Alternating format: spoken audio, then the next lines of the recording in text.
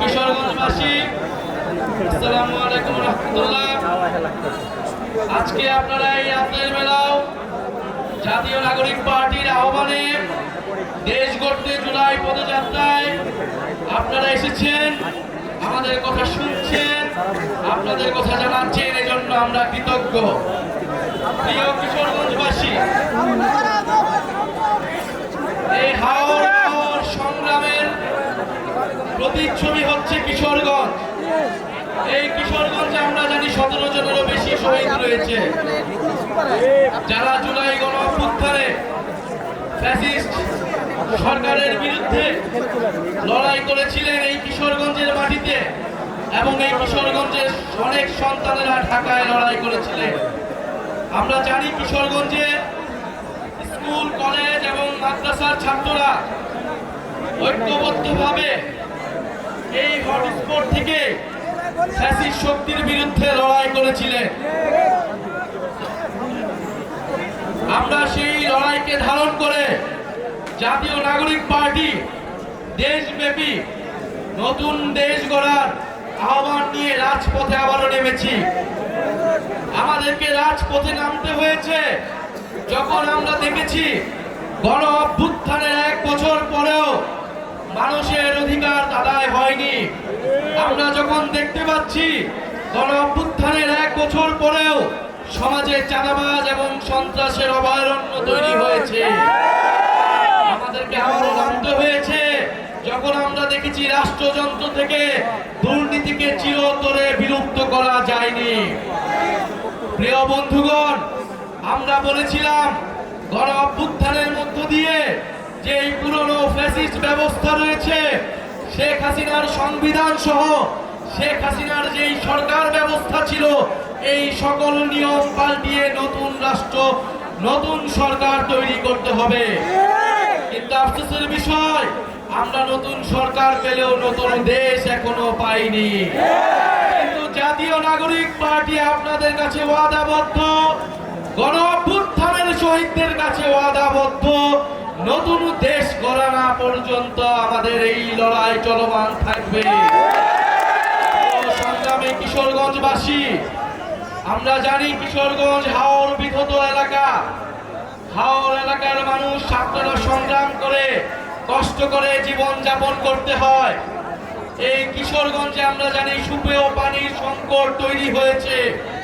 এই কিশোরগঞ্জের কৃষকদেরকে সিন্ডিকেটের মাধ্যমে সার সংকট তৈরি করা হয়েছে।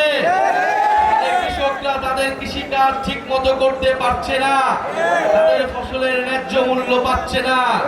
সেই হাওর এলাকা থেকে একটা শিশু বিদ্যালয়ে যেতে পারে না, চিকিৎসার জন্য সুব্যবস্থা পায় না।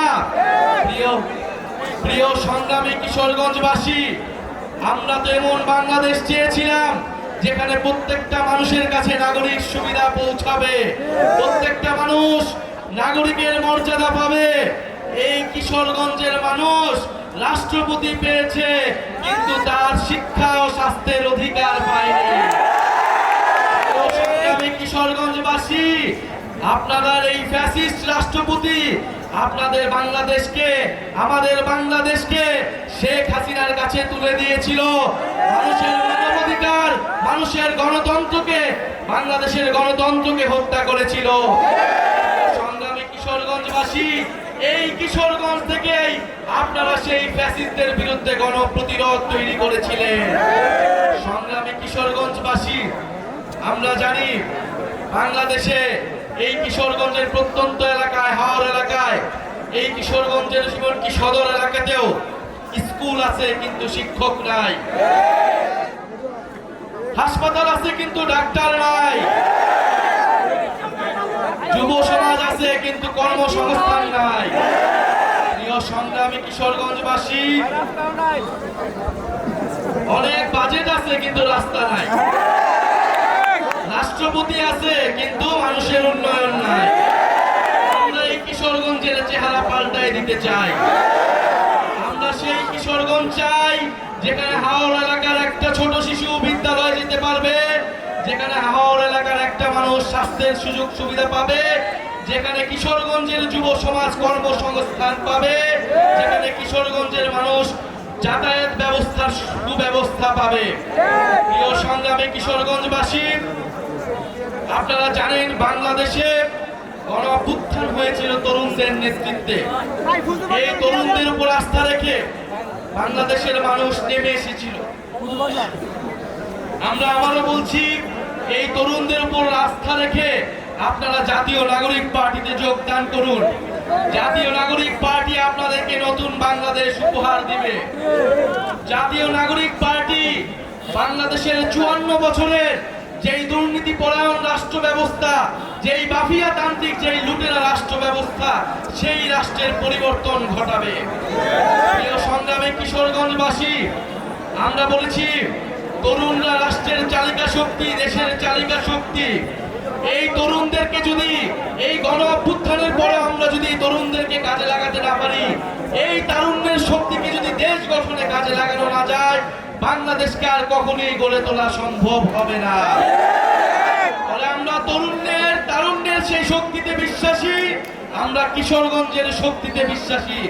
আমরা বিশ্বাস করি কিশোরগঞ্জের মাটি এনসিপির শক্তিশালী ঘাঁটিতে পরিণত হবে। প্রিয় সংগ্রামী কিশোরগঞ্জবাসী, সংস্কার, বিচার এবং নতুন সংবিধানের দাবিতে আমরা রাজপথে নেমেছি। ফ্যাসিস্টের স্বৈরাচারের দোসররা এখনো বিভিন্ন জায়গায় লুকিয়ে আছে। এই কিশোরগঞ্জে অনেক মামলার আসামিকে এখনো গ্রেফতার করা হয়নি।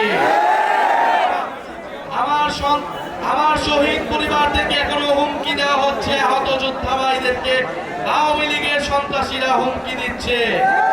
আমরা দেখতে চাই এই সকল সন্ত্রাসীদের কারা শেল্টার দিচ্ছে। যারা শেল্টার দিচ্ছে তাদের বিরুদ্ধে প্রতিরোধ তৈরি করতে হবে। সংগ্রামী কিশোরগঞ্জবাসী, আমরা আজকে এসেছি আপনাদের কাছে নতুন দিনের যে বার্তা আমরা দিয়ে গেলাম। ইনশাআল্লাহ আমরা আবারও কিশোরগঞ্জে আসব।